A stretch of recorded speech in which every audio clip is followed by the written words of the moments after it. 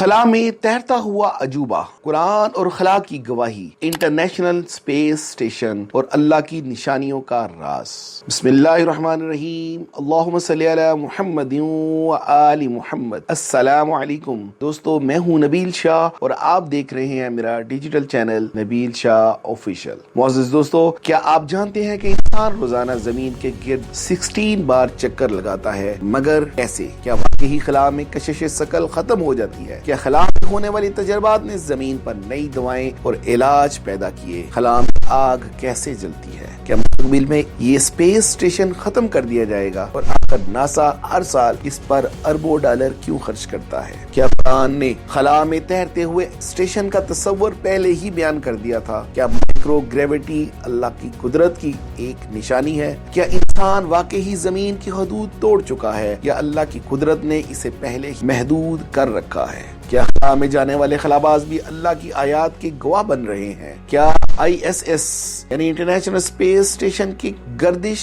قرآن کی تسبیح کرنے والے ہر شے کی گواہی ہے؟ اور کیا یہ ساری ٹیکنالوجی انسان کے غرور کی نشانی ہے یا اس کے رب کی صنائی کا ثبوت ہے؟ سب کچھ آج کے ولاگ میں اور ایسے ہی راز میں جو آپ کو زمین سے اٹھا کر خلا تک لے جائے گا اور وہاں پہنچ کر اللہ تعالیٰ کی وہ نشانیاں دکھائے گا کہ انسان کی عقل دنگ رہ جائے گی۔ دوستو ذرا تصور کیجئے، آپ زمین سے 400 کلومیٹر اوپر خلا میں ہیں، نیچے نیلے سمندر، بادل کے طوفان اور روشنیوں سے جگمگاتی زمین نظر آ رہی ہے، اور آپ ایک ایسے گھر میں تیر رہے ہیں جو انسانی تاریخ کی سب سے بڑی انجینئرنگ کا شاہکار اور کامیابی ہے۔ جی ہاں، میں بات کر رہا ہوں انٹرنیشنل اسپیس اسٹیشن۔ یہ کوئی فلمی کہانی نہیں بلکہ حقیقت ہے، ایک ایسا اسپیس اسٹیشن جو ہر 90 منٹ میں زمین کا ایک چکر مکمل کرتا ہے، یعنی دن میں 16 بار سورج کا طلوع اور غروب ہوتا اپنی آنکھوں سے دیکھتا ہے۔ یہی ہے انٹرنیشنل اسپیس اسٹیشن، جسے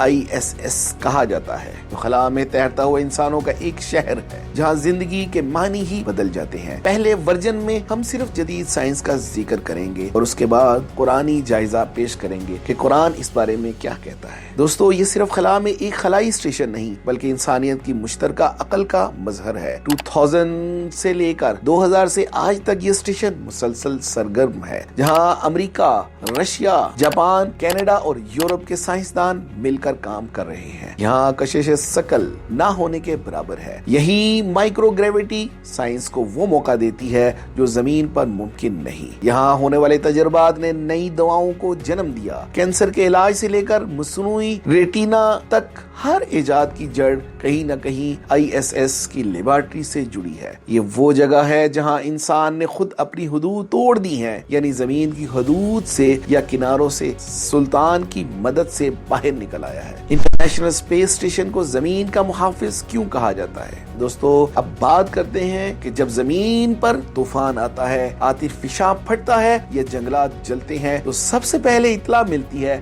انٹرنیشنل اسپیس اسٹیشن سے۔ یہ خلائی اسٹیشن زمین کی ہر دھڑکن پر نظر رکھتا ہے۔ یہاں ڈیٹا آج موسمیاتی تبدیلی کی سب سے بڑی سائنسی بنیاد ہے۔ کیا یہ اسٹیشن جدید ٹیکنالوجی کا خزانہ ہے؟ دوستو، حیران کن بات یہ ہے، یہ اسٹیشن صرف خلائی سائنس کے لیے نہیں بلکہ ہماری روزمرہ زندگی کو بدلنے کے لیے بھی بہت اہم ہے۔ مثال کے طور پہ water filtration system, solar cells کی کارکردگی، مشینوں کی کولنگ ٹیکنالوجی، سب کچھ ISS یعنی انٹرنیشنل اسپیس اسٹیشن کے تجربات کا نتیجہ ہے۔ دنیا بھر کے طلبہ یہاں سے لائیو تجربات دیکھتے ہیں۔ بچوں کے خوابوں کو حقیقت سے جوڑنے کا سب سے روشن ذریعہ یہی اسپیس اسٹیشن ہے۔ یہ نوجوان نسل کو بتاتا ہے کہ آسمان کی کوئی حد نہیں بلکہ یہاں سے تو اصل کائنات کی وسعتوں کی شروعات ہوتی ہے۔ قرآن کی پیشگوئی اور خلائی سفر کے بارے میں قرآن کیا کہتا ہے؟ اللہ تعالیٰ قرآن پاک کی سورۃ الرحمن کی آیت نمبر 33 میں ارشاد فرماتا ہے، اعوذ باللہ من الشیطان الرجیم، بسم اللہ الرحمن الرحیم، یا معشر الجن والانس ان استطعتم ان تنفذوا من اقطار السماوات والارض فانفذوا لا تنفذون الا بسلطان۔ اے جنات اور انسانوں، اگر تم آسمانوں اور زمین کی حدود سے نکل سکتے ہو تو نکل جاؤ، مگر تم نہیں نکل سکتے مگر ایک خاص قوت کے ساتھ۔ دوستو، یہ وہ آیت ہے جو انسانی خلائی سفر کی بنیاد بن گئی۔ یہ سلطان طاقت آج، یا راکٹ، یا جو کچھ بھی آپ کہہ سکتے ہیں، آج سائنس، راکٹ انرجی اور انجینئرنگ کی صورت میں ظاہر ہوتی ہے۔ انٹرنیشنل اسپیس اسٹیشن اسی آیت کی زندہ مثال ہے۔ ہاں، انسان اللہ کی اجازت سے زمین کی حدود کے باہر جا کر تحقیق کر رہا ہے اور روزانہ کی بنیاد پر اللہ کی کئی نئی نشانیاں دیکھ کر دنگ رہ گیا ہے۔ خلا میں تیرتا ہوا انسان کیا اللہ کی قدرت کی گواہی ہے؟ دوستو، یہ خلائی اسٹیشن زمین سے تقریباً 400 کلومیٹر اوپر مدار میں گردش کر رہا ہے۔ ہر 90 منٹ میں زمین کا ایک چکر، یعنی دن میں 16 بار سورج کا طلوع و غروب اپنی آنکھوں سے دیکھتا ہے۔ قرآن کی سورۃ الانبیاء کی آیت نمبر 33 میں اللہ تعالیٰ ارشاد فرماتا ہے، وَهُوَ الَّذِي خَلَقَ اللَّيْلَ وَالنَّهَارَ وَالشَّمْسَ وَالْقَمَرَ كُلٌّ فِي فَلَكٍ يَسْبَحُونَ، اور وہی ہے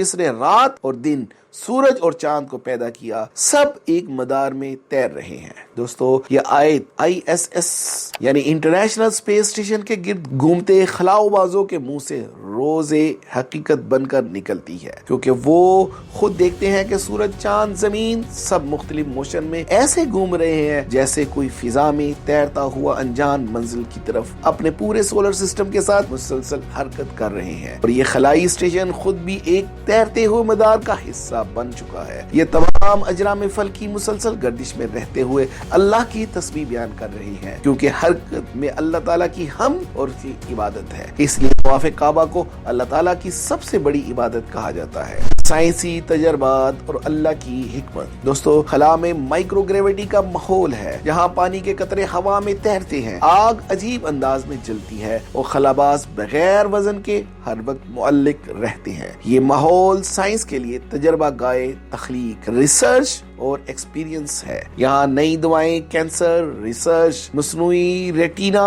اور ہڈیوں کے علاج پر حیران کن کامیابی حاصل ہوئی۔ اللہ تعالیٰ سورۃ الفصیلت کی آیت نمبر 53 میں ارشاد فرماتا ہے، سَنُرِيهِمْ آيَاتِنَا فِي الْآفَاقِ وَفِي أَنفُسِهِمْ حَتَّى يَتَبَيَّنَ لَهُمْ أَنَّهُ الْحَقُّ، ہم انہیں اپنی نشانیاں دکھائیں گے آفاق، کائنات میں بھی اور ان کے اندر بھی، یہاں تک کہ ان پر ظاہر ہو جائے گا کہ یہ قرآن ہی حق ہے۔ دوستو، یہ آیت گویا خلا کے ہر ذرے میں بولتی ہے۔ جب سائنسدان آسمان کے کناروں پر تحقیق کرتے ہیں تو وہ دراصل اللہ تعالیٰ کی آیات کے مطابق اللہ کی نشانیوں کو دیکھ رہے ہوتے ہیں، بس اللہ نے ان کی عقلوں پر پردہ ڈالا ہوا ہے اور یہ سائنسدان جانتے نہیں کہ یہ ریسرچ نہیں کر رہے بلکہ اللہ کی قدرت کا ایک مشاہدہ کر رہے ہیں۔ زمین کی نگرانی کرنے پر قرآن کیا وعدہ کرتا ہے؟ دوستو، ISS انٹرنیشنل اسپیس اسٹیشن سے زمین کے تمام مناظر، مخلوقات، بادل، سمندر، صحرائیں، سب کچھ نظر آتا ہے۔ یہاں سے سائنسدان زلزلوں، طوفانوں،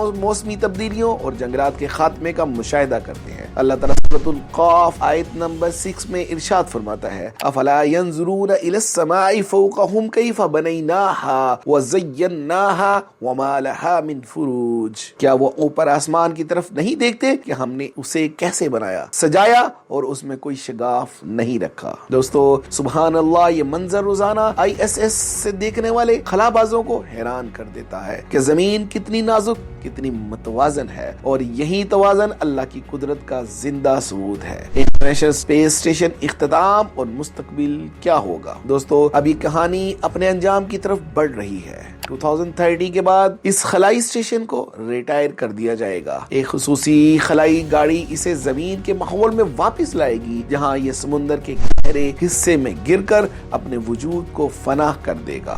تو یہ خلائی اسٹیشن انسان کے مشترکہ کوششوں کا نتیجہ ہے، مگر اسے 2030 کے بعد اسے زمین کی فضا میں داخل کر کے بحر الکاہل میں گرا کر فنا کر دیا جائے گا، اگر شاید انسان ختم کر دے ایک مشین اور اللہ دکھائے گا ایک نئی نشانی کہ وہ سورۃ الرحمن کی آیت نمبر 26 اور 27 میں ارشاد فرماتا ہے، کل من علیہا فان ویبقا وجہ ربک ذو الجلال والاکرام، جو کچھ زمین پر ہے فنا ہونے والا ہے اور باقی رہنے والا صرف تیرے رب کا چہرہ ہے جو بزرگی اور عزت والا ہے۔ دوستو اس کے ساتھ سائنسی تحقیق ختم نہیں ہوگی بلکہ انسان کی خلائی داستان کا یہاں سے آگے ایک نیا دور شروع ہوگا۔ کمرشل اسپیس اسٹیشنز قائم ہوں گے، عام انسانوں کے لیے خلائی سیاحت شروع کی جائے گی اور چاند اور مریخ پر زندگی کی تیاری اور انسانی کالونیاں بنانے کی طرف کام شروع کیا جائے گا۔ دوستو انٹرنیشنل اسپیس اسٹیشن ایک سائنسی کامیابی ضرور ہے، مگر یہ اللہ کے نظام کی سب سے واضح نشانی بھی ہے۔ سائنس نے